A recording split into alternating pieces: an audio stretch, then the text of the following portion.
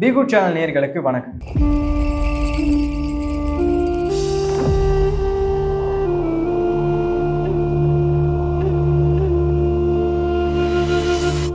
இன்றைய தினம் என்ன சிறப்பு நிகழ்வுங்கிறது தான் இந்த பதிவில் பார்க்க போகிறோம். அது என்ன சிறப்பு நிகழ்வு அப்படின்னு பார்த்தோம்னா, இந்தியாவோட மிக பெரும் கவிஞர்களில் முக்கியமான ஒருத்தர். அவருடைய பிறந்தநாள் தான் இன்று.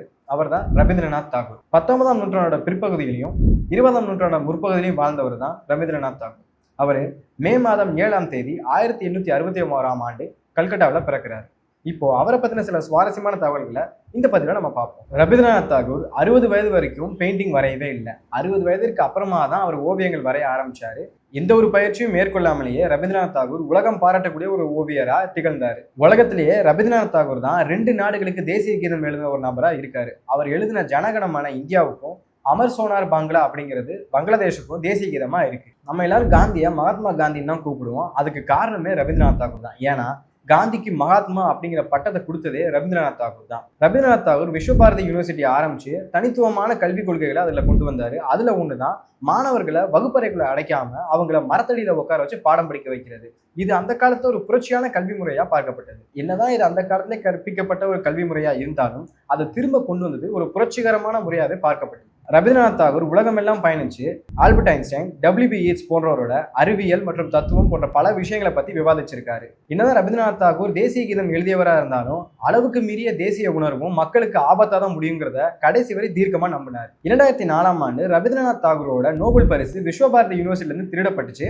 அது இன்னை வரையும் கிடைக்கவே இல்லை. இன்னைக்கு இருக்க இந்த மாடர்ன் டே என்விரான்மெண்டலிசம், சுற்றுச்சூழல் மேம்பாடு இதெல்லாம் வரதுக்கு முன்னாடியே ரவீந்திரநாத் தாகூர் மக்களை இயற்கையோட இணைந்து ஒற்றுமையா வாழ வேண்டும்னு எடுத்து வச்சாரு. இவரோட கையெழுத்துல வெளிவந்த ஸ்கிரிபிள்ஸ் தான் பிற்காலத்துல ஒரு ஓவிய முறையாவே மாறிச்சு. ரவீந்திரநாத் தாகூர் என்னதான் ஒரு நோபல் பரிசு வாங்கின கவிஞரா இருந்தாலும் அவருடைய இங்கிலீஷ் அவருக்கு என்னைக்குமே பிடிச்சதே கிடையாது.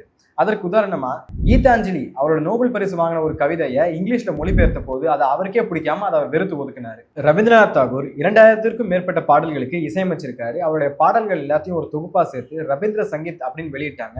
அதுக்கு பெங்காலியில மிகுந்த தாக்கமுடையது அப்படின்னு அர்த்தம். ரவீந்திரநாத் தாகூர் வழியா வந்த கிளாஸ் ரூம் எஜுகேஷன் சிஸ்டமை மொத்தமா எதிர்த்தாரு. அது மட்டும் இல்லாம அதுல இருந்து வெளியே வந்து கற்பனை, இயற்கை, சுயசிந்தனை போன்றவற்றில் ஃபோக்கஸ் பண்ற ஒரு புதிய எஜுகேஷன் சிஸ்டமா உருவாக்குனார். ரவீந்திரநாத் தாகூரோட எழுத்துக்கெல்லாம் ஒரு காலகட்டத்தில் பொலிட்டிக்கலி ரொம்ப சென்சிட்டிவா இருக்குன்னு பிரிட்டிஷர்ஸால தடை செய்யப்பட்டது. ரவீந்திரநாத் தாகூர் ஒரு இன்ஃபுளுன்ஷியலான பெங்காலி ஃபேமிலில இருந்து வந்தவர். அவருடைய உறவினர்கள் எல்லாருமே கலை, அறிவியல், சமூகம் போன்றவற்றில் ஒரு உயரிய அந்தஸ்து பெற்றவங்களா இருந்தாங்க. ரவீந்திரநாத் தாகூர் எழுதின நேஷனல் ஆந்தம் உண்மையிலேயே பெங்காலி மொழியில் தான் இருந்துச்சு. அதோட உண்மையான பெயர் பாரதோ பாக்கியோ விதாத்தா அப்படின்னு தான் இருந்துச்சு. ரவீந்திரநாத் தாகூர் தன்னோட 8 வயசுலேயே கவிதை எழுத ஆரம்பிச்சாரு. அது மட்டும் இல்லாம அந்த வயசுலேயே ஸ்கூலிங் முறை, அதாவது ரெகுலர் ஸ்கூலிங் முறை ரொம்ப தவறானதுன்னு அது ரெஸ்ட்ரிக்டிவா இருக்குன்னு நம்பினாரு. ரவீந்திரநாத் தாகூர் தத்துவம், அரசியலை பற்றி பல ஆயிரக்கணக்கான கடிதங்கள் எழுதியிருக்காரு.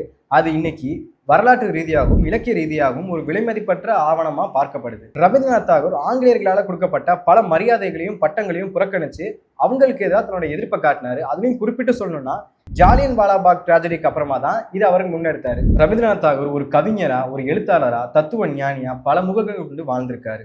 அவரோட வாழ்க்கையை நம்ம கற்றுக்கக்கூடிய முக்கியமான பாடம் என்னன்னா, வயது என்னைக்குமே கற்றலுக்கும் படைப்புகளுக்கும் ஒரு தடையா இருக்கக்கூடாது. அதே மாதிரி நம்மளால முடிஞ்சதை நம்ம எப்பவும் முயற்சி பண்ணிக்கிட்டே இருக்கணும். நம்ம பயணத்தை தொடர்ந்துகிட்டே இருக்கணும். ரவீந்திரநாத் தாகூர் ஒரு கவிஞரா, எழுத்தாளரா, சிந்தனையாளரா, தத்துவ ஞானியா பல முகங்கள் கொண்டு வாழ்ந்திருக்காரு.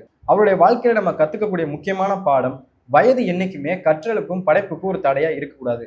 அதே மாதிரி நம்மளும் எதையும் தடையா பார்க்காம நம்ம பயணத்தை தொடர்ந்துகிட்டே தான் இருக்கணும். ரவீந்திரநாத் தாகூரோட பிறந்த நாளான இன்று அவருடைய சிந்தனைகளையும் வழிகாட்டுதலையும் நம்ம போற்றி பின்பற்றுவோம்னு உறுதியேற்போம். மேலும் அடுத்த பதிவுல சந்திப்போம். அதுவரை நன்றி, வணக்கம். இந்த பி குட் சேனல்ல நல்ல விஷயம்ன்றதுனால நீங்க எல்லாருக்கும் போய் சேர்ற மாதிரி நல்ல எல்லாருக்கும் ஷேர் பண்ணணும்னு உங்களை பணியும்பா கேட்டுக்கொள்கின்றேன்.